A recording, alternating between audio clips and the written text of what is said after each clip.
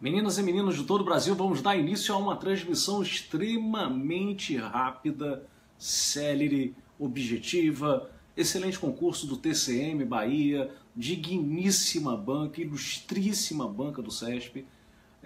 A banca do CESP tem essa qualificação, nos promove, deixa eu ver quem chega, Pedro Gonçalves, seja bem-vindo. A banca do CESP elabora questões extremamente caprichadas, de uma forma geral. Veja o que aconteceu na prova do STJ, né? Questões extremamente difíceis. Não na parte de técnico, elas foram um pouco mais literais, mas na parte lá, para o cargo de analista judiciário, oficial de justiça, jurisprudência pura, né? do próprio STJ. A nossa prova, deixa eu ver, Fernanda! Seja bem-vinda, Fernanda! Um convite inesperado. Na verdade, Fernanda, a gente sempre fica esperando o convite, né?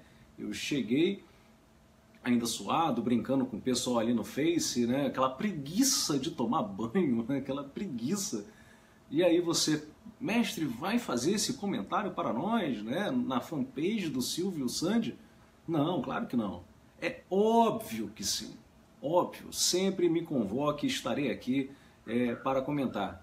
O problema, gente, é que esse gabarito a ser comentado, ele é um gabarito preliminar, um gabarito definitivo, né?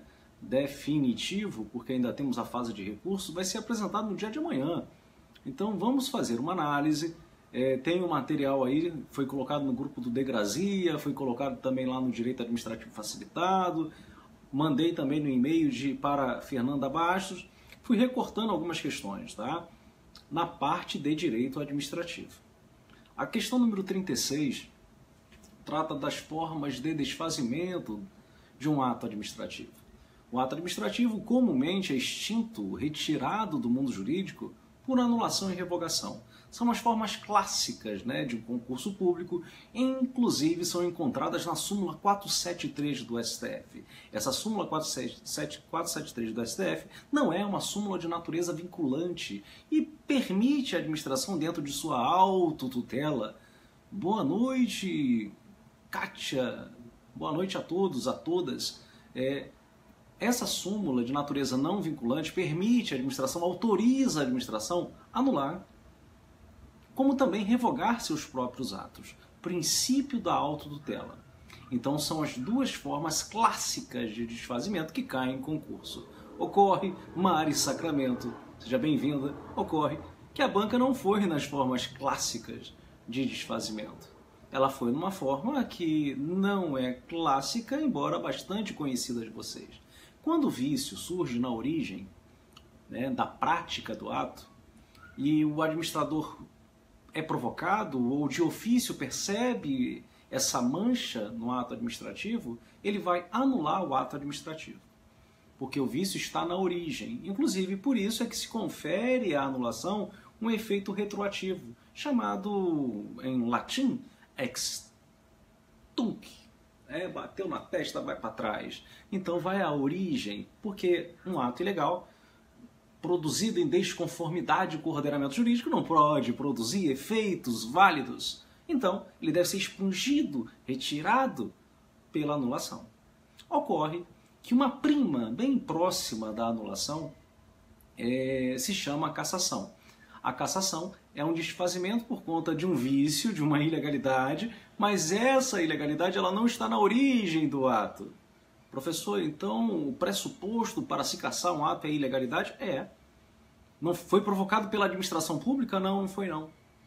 É o particular que tem um ato, né, a ele foi consentido um determinado ato por parte da administração pelo fato de ele ter preenchido determinados requisitos quando da sua prática deixa no momento vindouro, no momento futuro, de cumprir tais requisitos. Quando então falha no cumprimento de tais requisitos, ele vê o seu ato cassado. Então é uma ilegalidade superveniente, uma ilegalidade que surge um pouco mais à frente, né? Não na prática. Então o efeito não é ex tunc não, ex nunc, porque você não precisa retroagir. Então nós temos a cassação. Então perceba que enquanto o pressuposto aproxima-se da anulação, porém quanto aos efeitos, aproxima-se da revogação, pelo fato de a revogação ter um caráter ex nunc. Façamos a leitura. Considere que a administração pública deseja desfazer um ato. Perfeito. Porque o destinatário descumpriu as condições obrigatórias para que continuasse a desfrutar de determinada situação jurídica. A administração deverá adotar a seguinte forma de desfazimento. Adivinha? Cassação. Resposta à letra D de dado. Ratificação é um sinônimo encontrado doutrinariamente para convalidar, corrigir, sanear.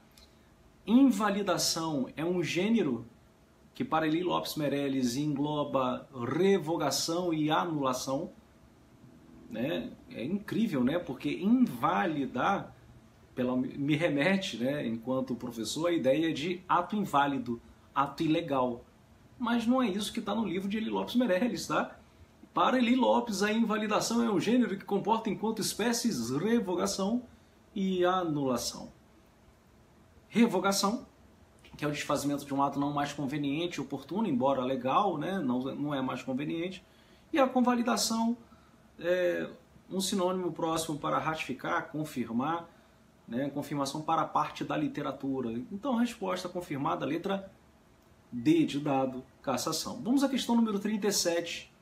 Questão 37, eu falei para vocês, não estudem a lei. Eu falei para vocês, não estudem a lei local. Professor, não, professor, porque a lei local vai cair, vai machucar. Eu falei o seguinte, e vocês podem ver a gravação das dicas para a prova. Eu falei que o professor que é contratado para fazer essa banca, para fazer essa prova, é um professor da área federal. Ele não vai querer correr o risco. Seja bem-vindo, Thales Oliveira. Então, voltando, o professor não vai querer correr o risco de cobrar um assunto que ele não conhece. Então, ele vai cobrar o que ele já conhece. O que ele conhece é a Lei 8.112. Então, dentro da Lei 8.112, quais são as indenizações? Dentro da Lei 8.112, ajuda de custo, diárias, auxílio moradia e auxílio transporte. Em parte, essas indenizações que não se incorporam ao vencimento, à remuneração, né, para nenhum efeito, elas são passageiras, né, elas são verbas de caráter indenizatório, que podem inclusive ser percebidas acima do teto, né, são verbas extra-teto, ajuda de custo, diárias, auxílio moradia e auxílio transporte. Não há aqui o auxílio moradia na citação, por conta de a legislação local não prever, resposta tem que ser indenização. Precisava da lei local? O que eu falei para vocês? Não. Quando há uma sinalização de a banca contratar um professor lá do estado ou do município, conforme o caso, aí a gente mais ou menos sabe, gente, ó, a prova vai vir pesada na legislação local. Ocorre muito isso onde? Na VUNESP. A banca VUNESP, ela vai, quando ela contrata o seu professor, ela contrata um professor do município para fazer a prova do município. A prova vem um professor do estado para fazer a prova do estado, porque é o que ele ensina na universidade, é o que ele ensina dentro da prefeitura. Então ele conhece muito bem a sua legislação. Aqui era suficiente conhecer a Lei 8.112. Suficiente. Indenizações, resposta, letra D de dado. Vamos à questão número 38. Então, questão muito bem elaborada, as duas primeiras questões. E entramos naquilo que vocês mais gostam. Mentira, vocês não gostam. Eu sempre falo para vocês, origem, conceito e fontes do direito administrativo é aquele capítulo do livro que você pula. Meu Deus do céu, que matéria chata, né? Direito administrativo não é uma matéria chata, é extremamente apaixonante, né? Talvez mais apaixonante do que a própria contabilidade. Até, olha só, eu entendi você falando, Luana, assim, eu até gosto. Não, eu gosto, né? Você deve falar assim, eu amo direito administrativo, porque só assim para dar certo, né? Não é só amar a contabilidade só porque é com o mestre Silvio Sandi. O direito administrativo também tem que ser idolatrado amar o direito administrativo acima de todas as coisas. Não, também não é assim, gente. Existem milhões de outras disciplinas que devem ter o seu carinho especial. Todas elas com carinho especial. Você deve ser mediano. Mediano em todas elas. Mediano 85% administrativo, 85% direito constitucional. É essa média, né? Mediano. Tem que ser um aluno mediano. Mediano de 80% para cima. Como que pode, né?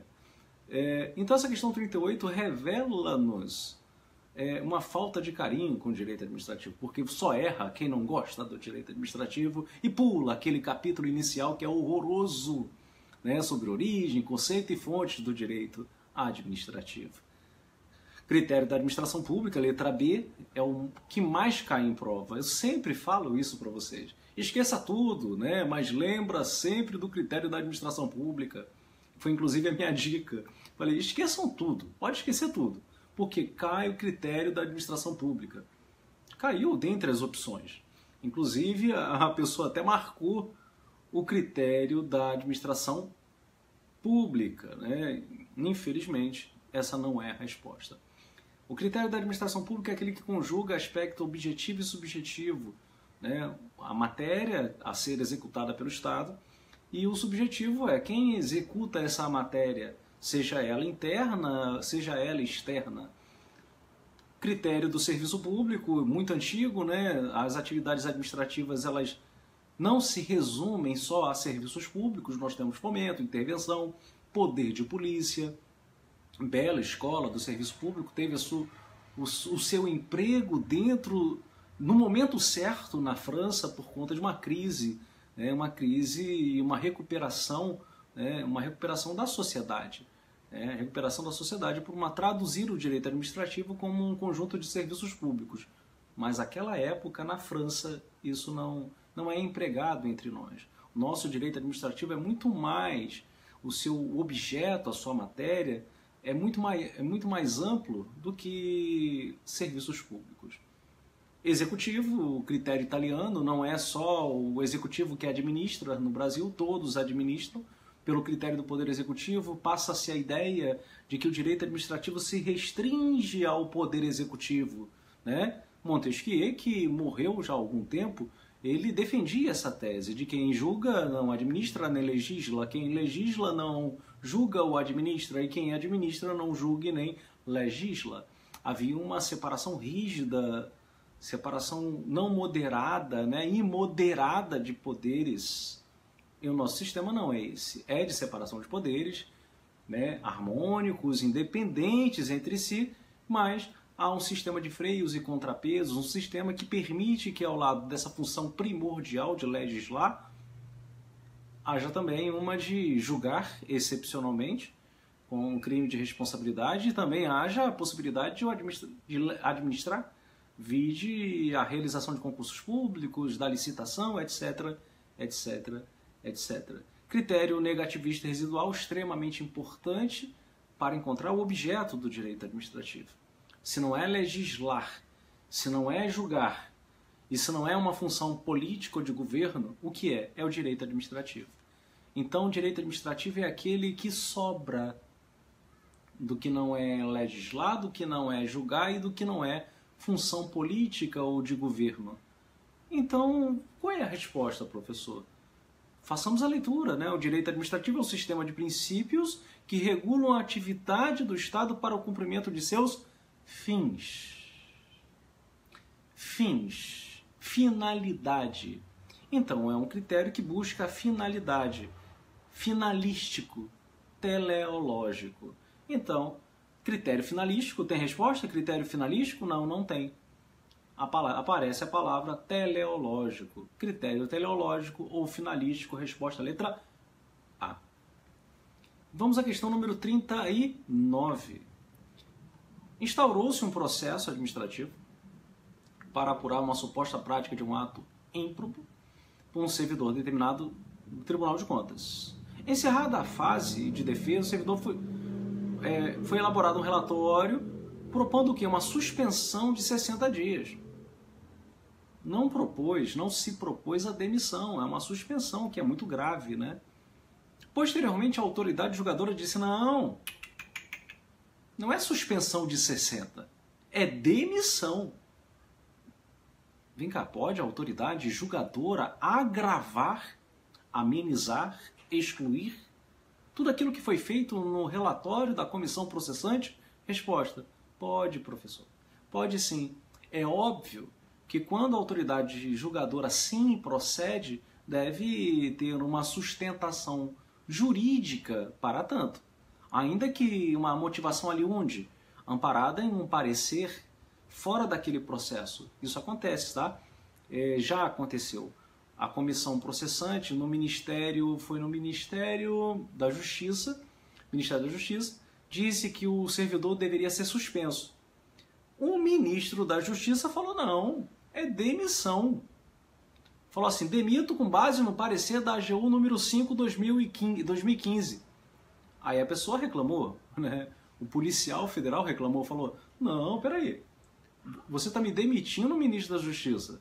Com base em quê? Cadê a motivação? Onde está a motivação? E o ministro disse: está lá fora, está em algum lugar, que é no parecer.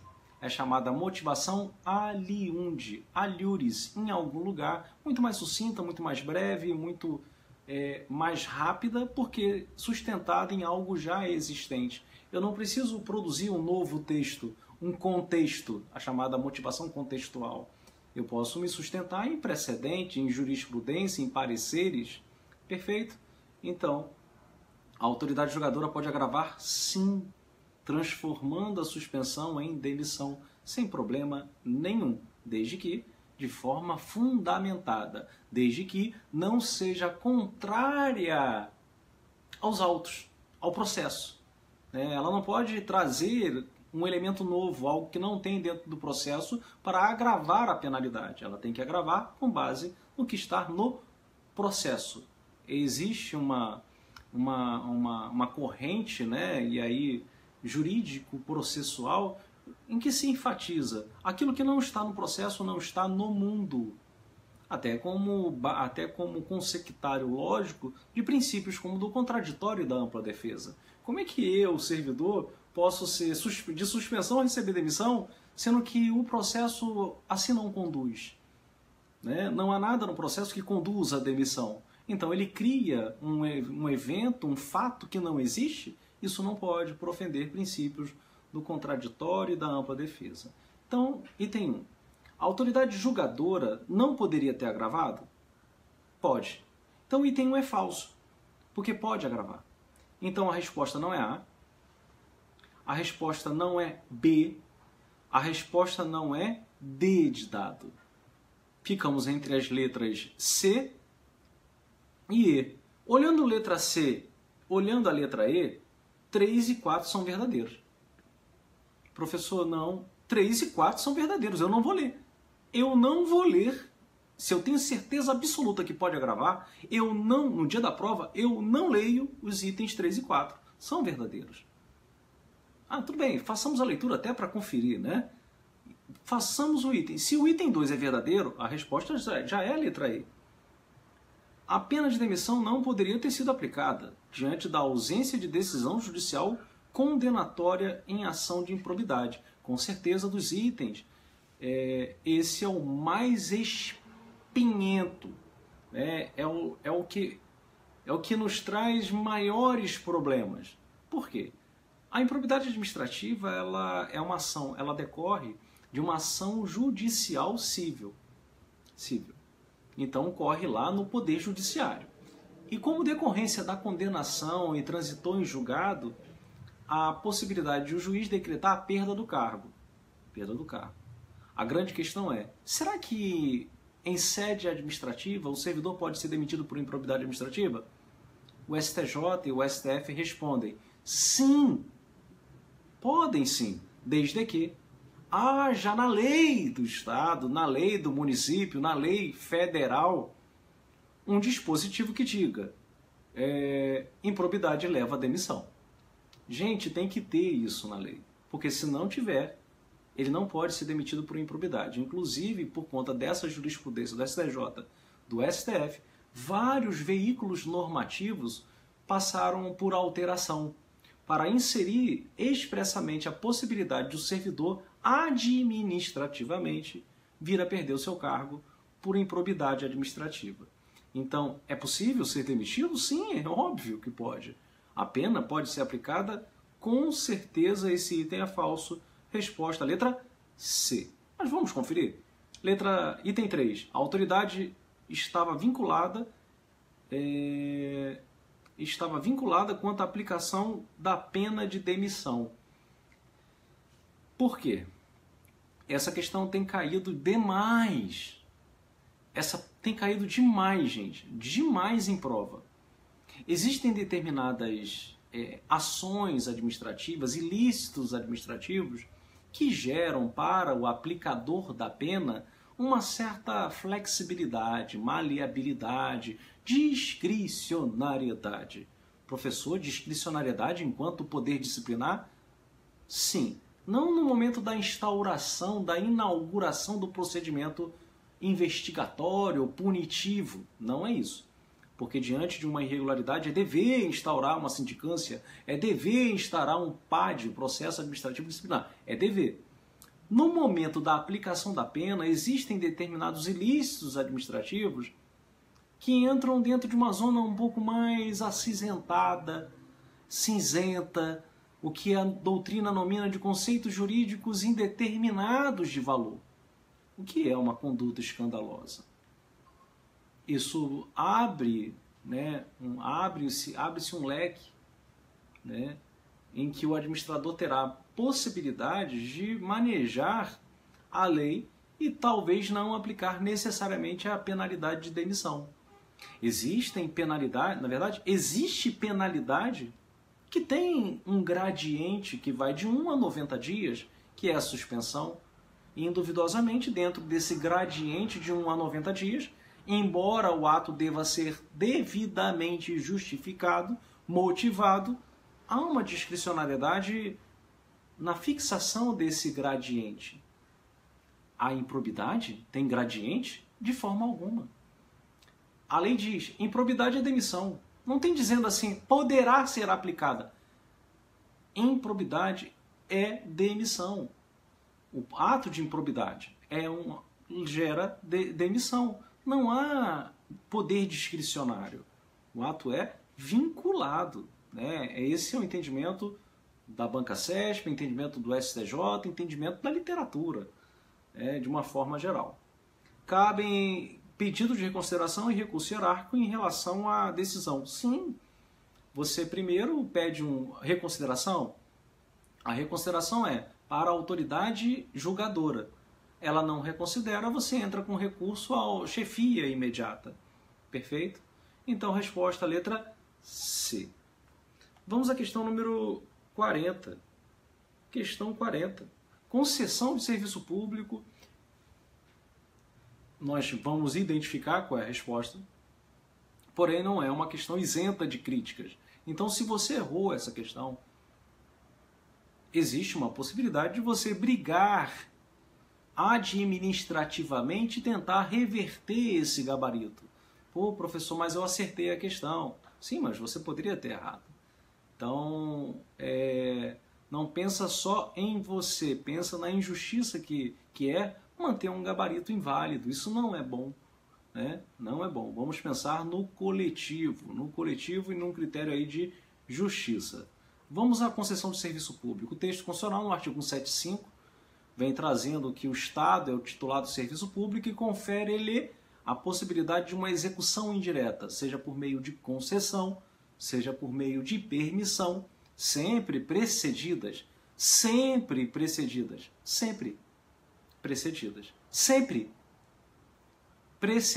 de licitação. Não é uma vez precedida ou não precedida, ou ressalvados os casos, não há. É sempre precedida de licitação. Então, o texto constitucional não abre possibilidade, como abre o inciso 27 do artigo 20, o inciso 21 do artigo 37, ressalvados os casos previstos na legislação, que é a Lei 8666, o dever é licitar. Não há. O texto constitucional, ele diz, é sempre licitação. Então, letra A. Prevê alteração unilateral? Prevê, não expressamente, tá? Mas quando você remete a Lei 8987, remete à Lei 8666, dentre suas disposições, temos o artigo 65, então pode alterar unilateralmente. No que se refere ao núcleo do objeto do empreendimento, aí não, gente. Quando se altera unilateralmente uma cláusula de serviço, regulamentar, você não pode transmudar, alterar o objeto. Por exemplo, fiz uma concessão para telefonia, não, vamos mudar, vamos alterar unilateralmente, agora é fornecimento de gás. Espera aí, eu contratei contigo fornecimento é um serviço de telefonia, e agora você quer mudar, alterar unilateralmente para fornecimento de gás? Não dá.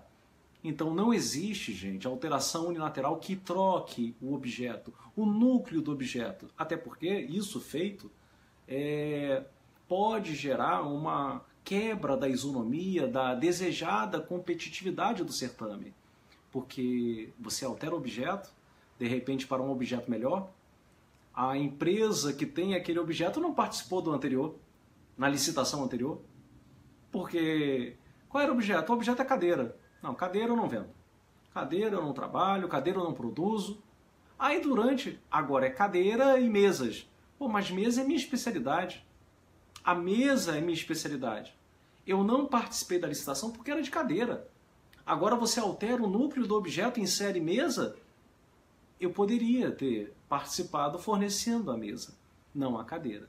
Então, mexendo no núcleo do objeto não dá, porque vai quebrar a desejada isonomia da licitação. Competitividade pode configurar até um crime contra a lei de licitações. Pressupõe o pagamento de remuneração concessionário, sendo vedada a alteração do valor originalmente pactuado. Pressupõe o pagamento de remuneração concessionário? Não. Dentro da... Cuidado, gente. Aqui não se está falando parceria público-privada, já começa por aí. É uma concessão de serviço público.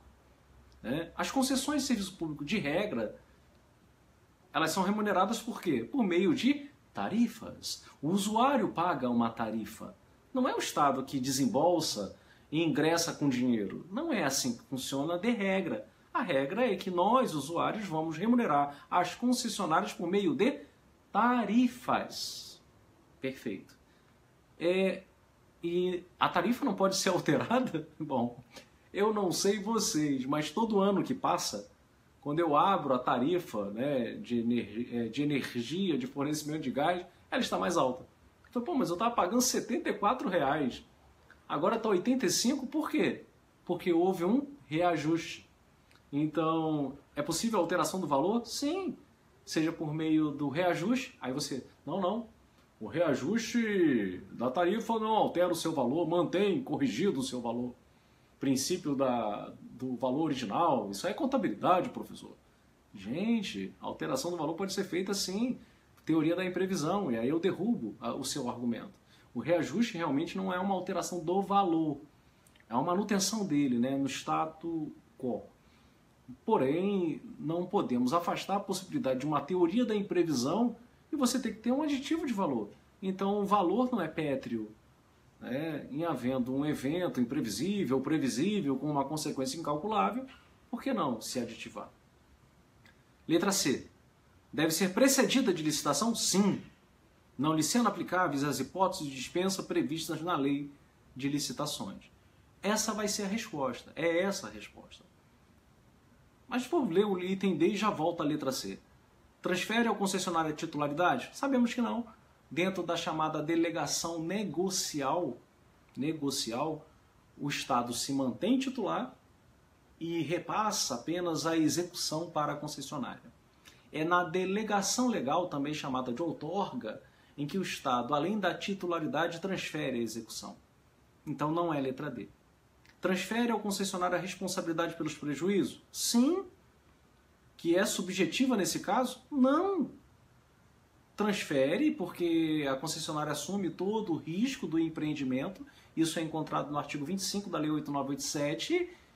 Mas o parágrafo 6º do artigo 37 da Constituição Federal é expresso. responsabilidade objetiva das prestadoras de serviços públicos, incluindo a de direito privado. Então, gente, a responsabilidade objetiva, teoria do risco administrativo. Pô, mas ela é uma pessoa jurídica de direito privado? Sim, mas não é qualquer pessoa de direito privado.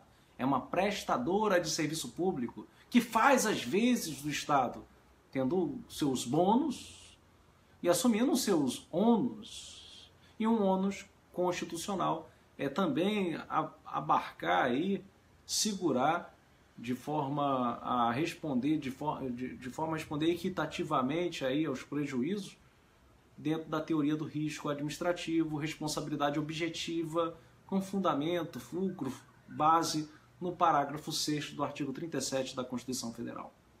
Aí eu volto à letra C. Então nos resta a letra C. Só que nos resta do verbo, pô, eu vou marcar a letra C, gente. No dia da prova, múltipla escolha, eu marco a letra C. Aí você, professor, mas está certinha? Está perfeita? Não, não está perfeita. Ela não está perfeita. Por quê? Porque, apesar de a Constituição Federal ser expressa no sempre licitação, existem pelo menos, atenção gente, pelo menos 4 questões do CESP, 4. Porque quando eu li, eu falei, a resposta é a letra C.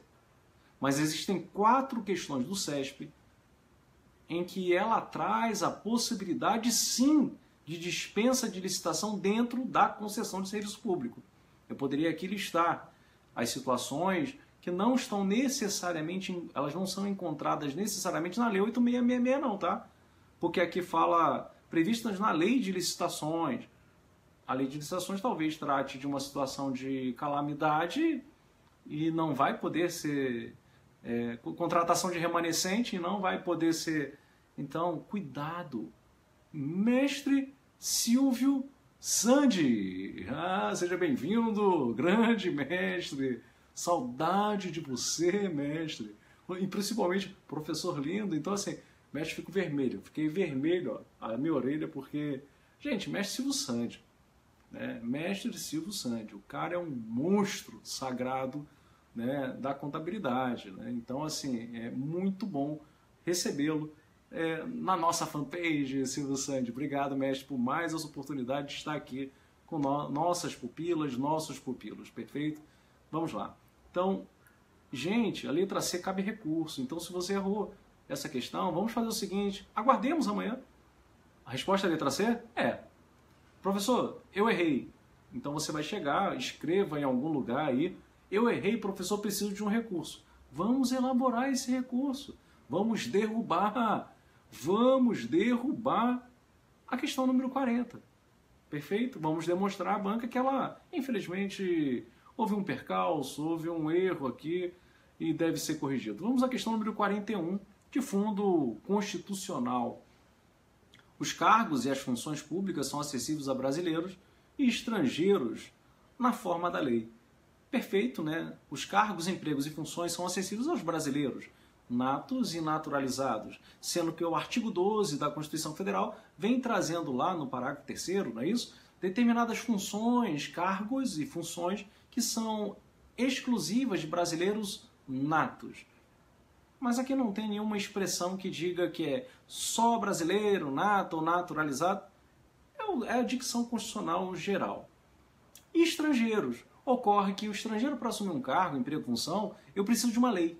É o que de Grazia, Diego de Grazia, nos revela, nos ensina como norma de eficácia limitada. Eu preciso de um trabalho do legislador infraconstitucional para que todo esse colorido, né, constitucional, toda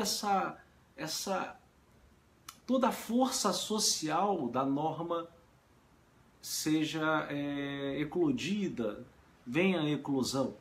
Então, o item 1 é verdadeiro. Item 2.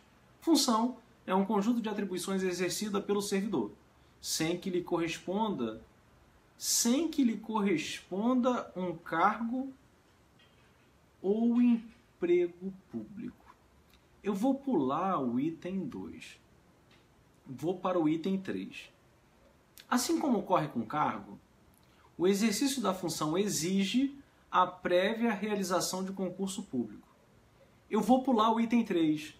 Eu vou explicar por que eu estou pulando, porque eu estou fazendo prova. Tá? Item 4, porque é exatamente assim que eu faço no dia da prova. Eu leio, estranha a sentença, estranha a sentença. Aí eu vou para o item 4. Os cargos em comissão devem ser preenchidos por servidores ocupantes de cargo efetivo. Errado. Aqui eu tenho certeza absoluta que a sentença está errada. Por quê, professor? Porque a função de confiança é que é exclusiva para cargo efetivo. As funções de confiança. Os cargos comissionados podem ser exercidos por particulares estranhos à administração. Obviamente, o texto constitucional determina que se reserve um percentual mínimo a quem é da casa. Mas um particular pode assumir. Então, o item 4 é escandalosamente falso. Então, a resposta pode ser A, pode ser B, porque eu não excluí o item 3, tá? Então, não é C, não é D, não é E.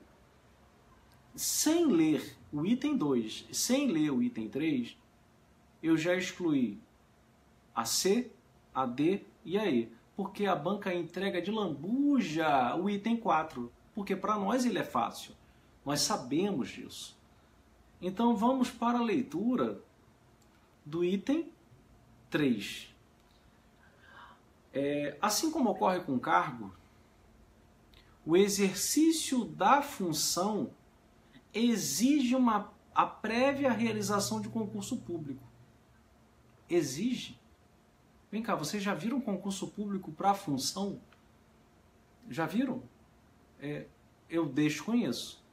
Concurso público é para cargos e empregos. Cargos e empregos. Então, o item 3 ele é falso. O item 3 ele é falso. E o item 2 só pode ser verdadeiro. Porque a banca quis que seja verdadeiro. Função é um conjunto de atribuições exercida pelo servidor, sem que lhe corresponda um cargo ou emprego público. A banca quis dizer o seguinte, gente. Todo cargo é uma passagem de Eli Lopes Meirelles, tá? Todo cargo tem uma atribuição. Todo. Porque a lei, quando cria um cargo, lhe atribui competência, né? E competências são atribuições. Então não existe cargo sem atribuição. E o que não é atribuição, senão uma função. Então, funções são atribuições e todo cargo tem atribuição, portanto, todo cargo tem função.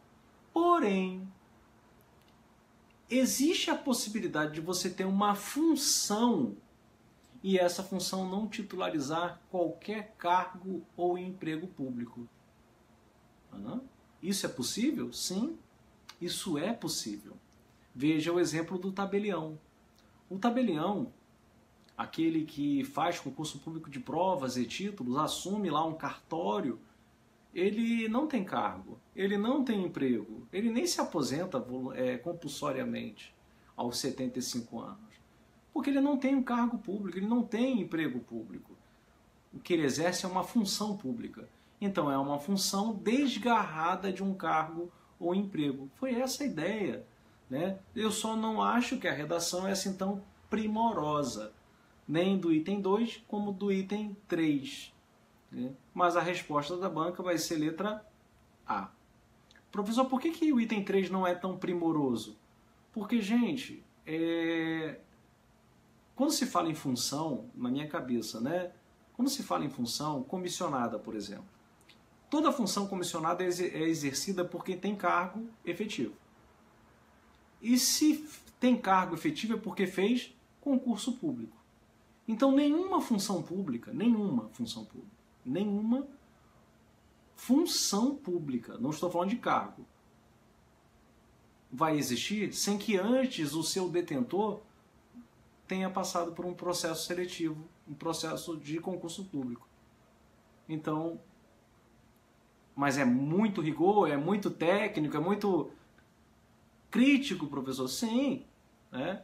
Mas o que a banca pegou aqui, pegou mais leve, o item 1 e 2, toda função tem Todo cargo tem função, mas nem toda função titulariza um cargo ou emprego. Resposta letra A. Vamos à questão 42. Então, na questão 40, eu visualizei um recurso e aqui, gente, acompanhem comigo. A responsabilidade civil do Estado por ato comissivo é afastada quando? O que nós sabemos? Que para que o Estado responda objetivamente, precisamos de uma conduta estatal, um agente público que exerça nessa qualidade um dano, seja ele material, moral ou os dois, porque podem se acumular, e o nexo de causalidade. É o liame, essa linha que liga a conduta ao dano. Essa conduta foi responsável por... foi o efeito dessa causa. Então existe um nexo de causalidade entre a conduta e o dano. Então eu preciso de uma conduta estatal, eu preciso de um dano, que pode ser material ou moral, ou os dois, e um nexo de causalidade que liga os dois. Perfeito? Quando há o rompimento, quando a conduta não é estatal, não houve dano, não tem nexo de causalidade, por que o Estado vai ser responsável? Se a culpa decorre exclusivamente da vítima, qual foi a colaboração do Estado para isso? Nenhuma.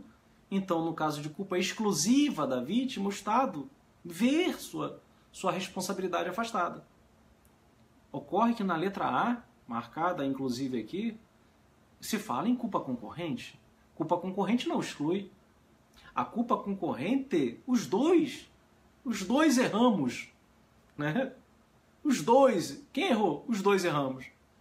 Os dois erramos. Né? Gente, os dois erraram.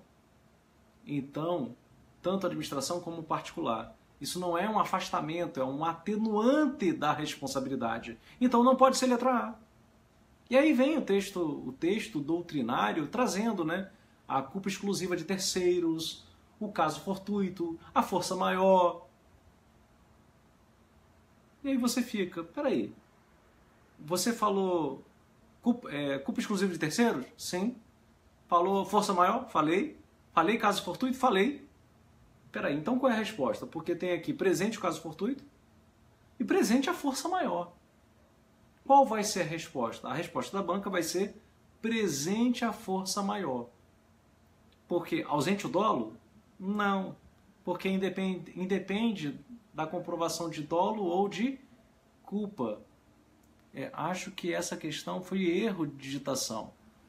Eu teria que colocar culpa exclusiva em vez... Não foi não, Elvio, não foi. Pior que não, Elvio. Sabe por quê? Essa questão já caiu no CESP.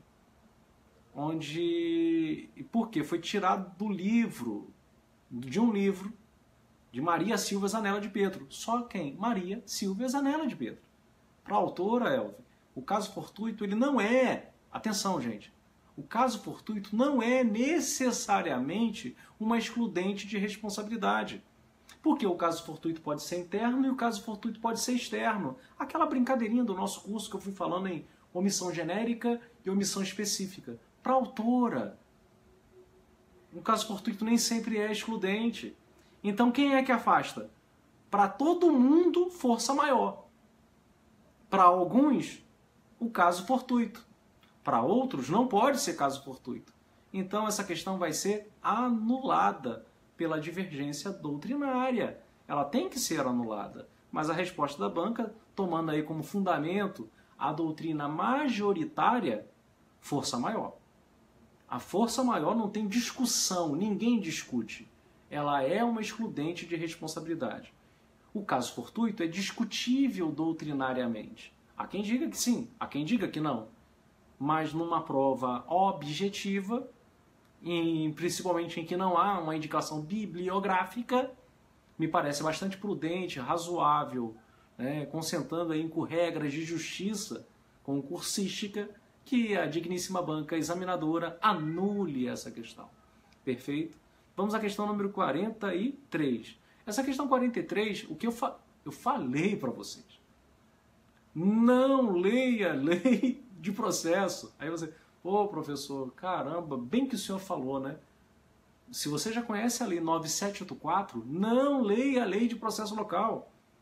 Se você conhece a Lei 8.112, não leia a Lei do Estatuto. Por quê? Porque nos últimos concursos, eu falei isso na transmissão, nos últimos concursos eu percebi que a banca não era local. E normalmente os professores que fazem esses concursos da área de tribunais são professores da área federal. Já estão há muito tempo lá no CESP. São excelentes, maravilhosos. Porém, gente, rola duas coisas, né? A preguiça, a preguiça de ter que ler uma lei que ele não conhece. E o segundo é a prudência, o medo de errar, o medo de colocar alguma coisa e de repente o estatuto está desatualizado, sofreu alguma ADIM, alguma ADC, tem alguma coisa aí que ele não conhece. Então ele não gosta de se aventurar numa legislação local que ele não conhece. Então ele vai no que ele conhece. E nós aprendemos que sobre os atos indelegáveis. O que eu não posso delegar? Recursos administrativos, competência exclusiva e decisão de recursos administrativos. Então você exclui a letra B, exclui a letra C, exclui a letra E. De cara, sem nenhum tipo de problema, ficaria entre as letras A e D de dado. Atribuição recebida previamente por delegação, independentemente de autorização expressa. Não dá, né, gente? Não dá. Como é que você vai exercer sem que tenha uma delegação? Tem que ter um ato. Inclusive, esse ato tem que ser publicado em meio oficial. Então, resposta, letra A. Exatamente como está na Lei 9784. Olha aí que beleza. Isso é muito bom, né? Muito bom acertar. Vamos à questão número 44. Ainda dentro da lei. Aí eu falo para você, professor, agora sim. Agora eu tenho que conhecer a lei local. Rafael Vilches, meu mestre, grande mestre do direito tributário, monstro do direito tributário. Mestre não, né? Mestre de monstro, um monstro do direito tributário. Ontem eu estava assistindo, peguei Rafael Vilches lá no finalzinho, né? Aí joguei uma bombinha, né? Uma perguntinha, duas perguntas, na verdade, Rafael. A gente que lê, nós que temos mais tempo do que os estudantes em geral, a gente já começa a achar mais chifres, né? Onde às vezes os chifres nem existem, mas como a gente tem a tarefa de conhecer mais do que o estudante, né? A gente enxerga chifre onde não existe. Então, o que aconteceu com a minha leitura da lei complementar 157 é normal. E, gente, quando eu falo assim, nós sabemos mais, é natural que o professor de tributário saiba mais tributário do que vocês, porque ele só estuda tributário. É extremamente normal que o Silvio Santos seja um monstro da contabilidade, porque ele só estuda contabilidade. É normal que eu conheça todas as normas, né, de direito administrativo, e às vezes citando até artigos, parágrafos, alíneas. Sim, porque eu só estudo direito administrativo. Vocês não. Administração financeira, controle externo, auditoria, administração geral, administração pública, português, raciocínio lógico. Para por aí. Então a cabeça de vocês é um mundo de informações. O nosso, de maneira muito mais pontual. Pensando nisso, mais uma vez, eu não preciso da lei de processo local. Várias vezes já dei uma dica para vocês. O que é impedimento, o que é suspeição? O impedimento é uma situação extremamente objetiva. E a suspeição envolve começa com S, né? Subjetivismo. Então, se você diz que aquela pessoa que eu vou julgar é minha inimiga. Vem cá, ela é uma inimiga notória? Não, é só inimiga. É só uma inimiga. Mas é notória? Não, não é. Então eu posso julgar. Pô, mas que subjetivo, né? A pessoa alega a minha suspeição porque fala, não, o senhor Nil é o meu inimigo, ele vai me ferrar. Eu falei, não, gente, eu só não gosto um pouco. Não é tanto assim. Ou então fala assim, olha só, entra lá, alega a suspeição do senhor Nil porque ele é o amigo íntimo de Silvio Santos. Gente, eu nunca joguei bola de gude com o Silvio Santos no carpete.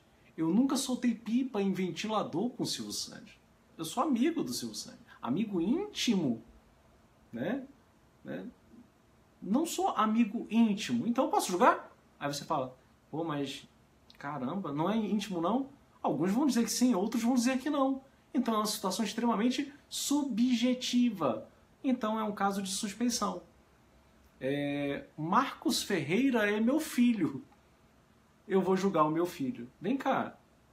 Preciso dizer que há amizade, alguma coisa? Não, porque é uma situação extremamente objetiva. Ele é meu filho, é minha filha, é minha sogra, né?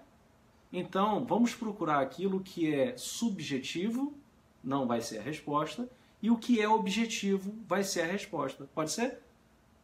Amizade íntima. Subjetivo. Ele pediu impedido, então não é a resposta. Letra C. Seja postulante ou notificado em processo administrativo de objeto análogo. Porra, só porque está em outro. Mas o que tem a ver? Pode ter ou não. Então é subjetivo. Seja credor ou devedor do postulante ou notificado dos seus respectivos cônjuges. Pô, eu sou credor dele. Então posso me dar bem. Eu sou devedor, posso me dar melhor. Porra, você não me paga, cara. Vou te ferrar. Você está me devendo. Me paga que eu te alivio. Isso é o quê? Extremamente subjetivo. Então não é a resposta. Letra E. Tenha orientado algum dos postulantes acerca do objeto em exame. Orientado como? De que forma? Orientado, gente. Orientado em que dimensão? Eu não sei. Isso é extremamente subjetivo. Agora vamos ler a resposta? B de bola. Tenha cônjuge, companheiro ou parente até o 2º grau, figurando como advogado do postulante ou do notificado. Grau de parentesco é algo extremamente objetivo. É hoje, é amanhã, é sempre. Né? Perfeito? Então, resposta letra B. Então, com um pouco de jogo de cintura, você chegaria sem conhecer a lei local. Questão 45, o artigo 25 da Lei 8666 vem trazendo lá uma lista exemplificativa de hipóteses de inexigibilidade. Repita 5 vezes e você passa no concurso. Inexigibilidade, inexigibilidade, inexigibilidade, inexigibilidade, não consegui. Então talvez já não passe mais. Se repetir 5 vezes inexigibilidade, tem uma grande chance de passar no concurso. São hipóteses exemplificativas encontradas no artigo 25. Quais são elas? Fornecedor exclusivo, vedada a preferência de marca. Serviços técnicos especializados, desde que não digam respeito à propaganda, publicidade. E contratação no setor artístico, representante exclusivo. Não é qualquer artista, reconhecido pela crítica especializada ou opinião pública. Vamos procurar? Contratação no serviço de publicidade, letra B. Publicidade não pode. Guerra ou grave perturbação da ordem. Eu falei? Não. Isso é licitação dispensável. Não acudirem interessados. Deserta. Licitação deserta. É um caso de licitação dispensável. Compra de gêneros perecíveis. Eu não falei sobre isso. Eu falei sobre fornecedor exclusivo, serviço técnico especializado que não diga respeito à publicidade, propaganda e contratação no setor artístico. Letra A. Aquisição de materiais e equipamentos que só possam ser fornecidos por produtor ou empresa comercial exclusivos. Resposta, letra A. Só acrescentando vedada a preferência de marca, como regra. Questão 46. Conforme disposição constitucional, eu falo e repito para vocês. Falei várias vezes. Gente, a banca sempre faz a mesma coisa.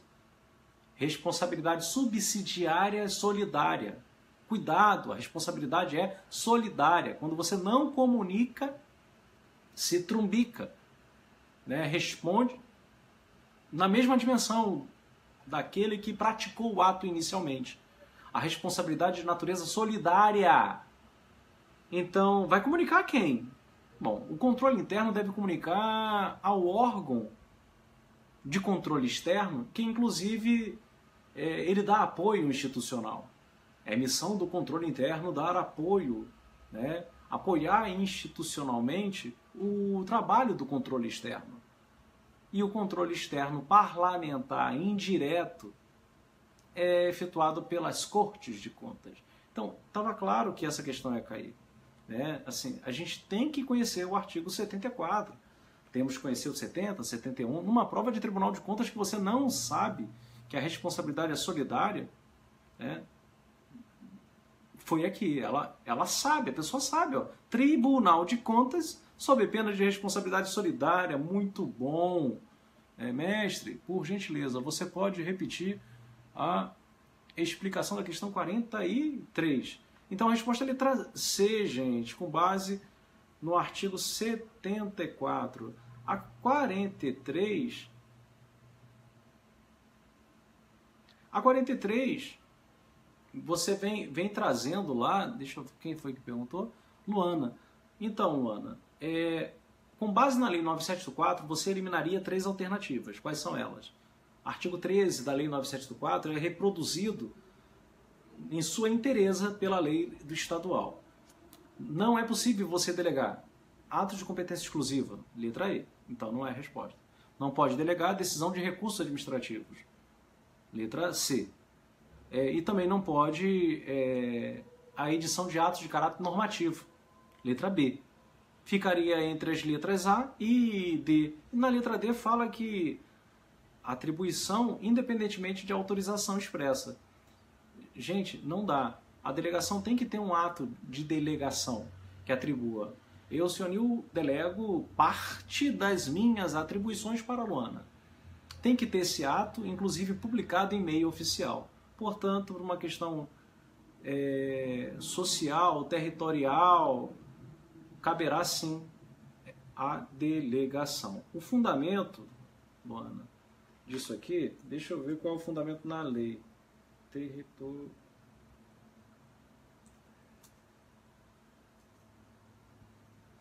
O fundamento na lei local está no artigo 71. Salvo vedação legal, o agente público poderá delegar parte do exercício de sua competência quando for conveniente em razão de circunstâncias de natureza técnica, social, econômica, jurídica ou territorial.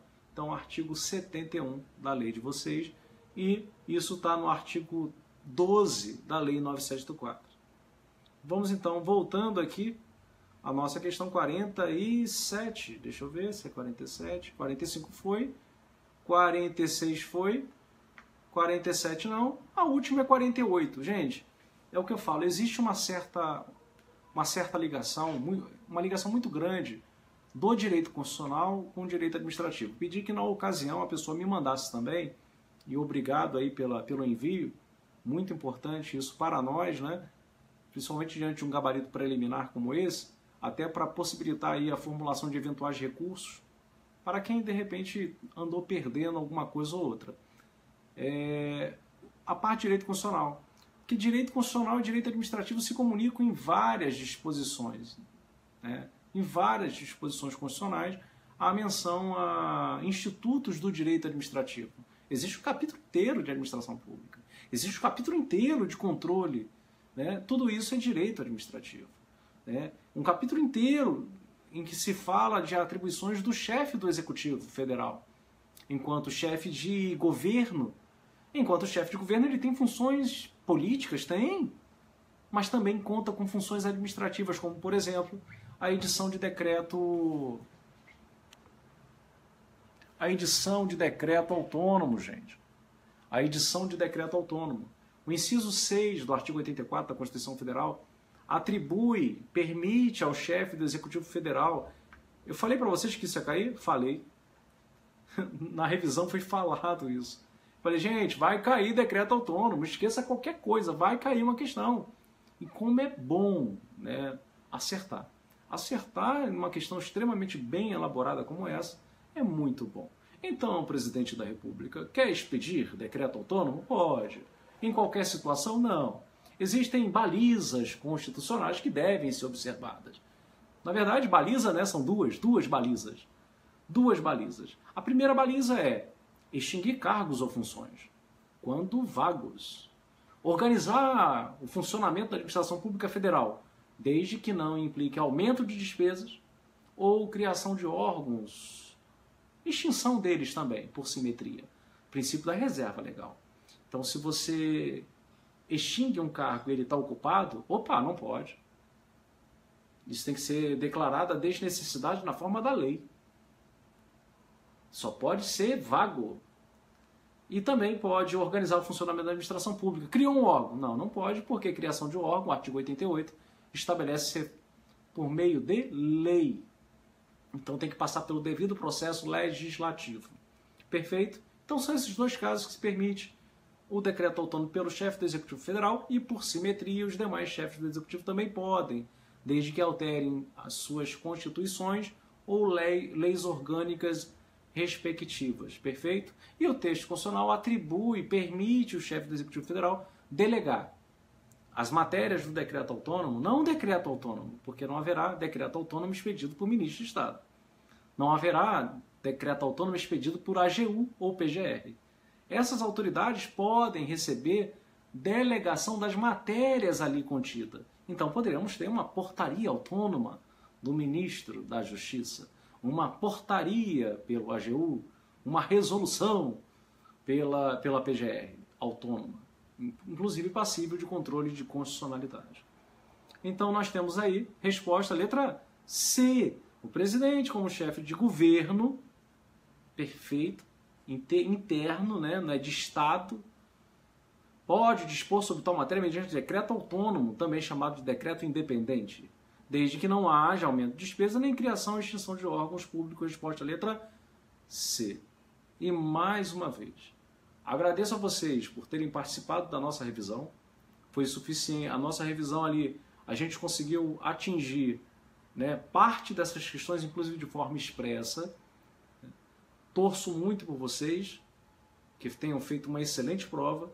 Se tiver vacilado nessas questões em que houve uma crítica no dia de hoje, amanhã me comunica. Saiu o gabarito, o professor fez exatamente como você falou. O gabarito era aquele, porém eu errei. Preciso de um recurso. Faremos esse recurso para você. Na verdade, ele pode ser um recurso público. Um recurso público e cada um utiliza modificando um pouco. Porque os recursos que são iguais, eles são indeferidos pela banca. Agradeço, Fernanda, pelo convite, agradeço ao mestre Silvio Sandi por oportunizar mais essa participação. Gostaria de agradecer aí a participação de todos vocês, inclusive de quem não fez esse concurso, né, está aqui assistindo, nos prestigiando. E até uma próxima transmissão. Se eu tivesse gás ainda hoje, faria com vocês a correção da prova do STJ, que foi muito boa. Então, mestre Silvio e Fernanda, talvez a gente possa, no dia de amanhã ou na quarta-feira, fazer uma live da prova do STJ, porque, gente, ela está muito boa. Então, fazer uma seleção, amanhã saindo da prova, a gente recorta isso, coloca num Word bonitinho e a gente faz uma transmissão da prova do STJ que está excelente. E quando eu falo excelente, nosso trabalho está sendo muito bem feito. Muito bem feito. De você pegar a prova, ver nossas pupilas e pupilos. Pô, eu recebi uma prova, eu olhei assim, caramba, a pessoa, né, é uma aluna que vem acompanhando a gente, errou 2 itens. Assim, errou, eu não sei se só 2, né? Errou, segundo a minha visão, preliminar. Então, é muito gratificante, é muito bom o nosso trabalho ser reconhecido e mais, produzir bons resultados. Fique com Deus, uma ótima semana e se Deus é paz, a gente se encontra aí na semana para poder fazer essa correção da prova do STJ. Um abraço a todos e fiquem com Deus.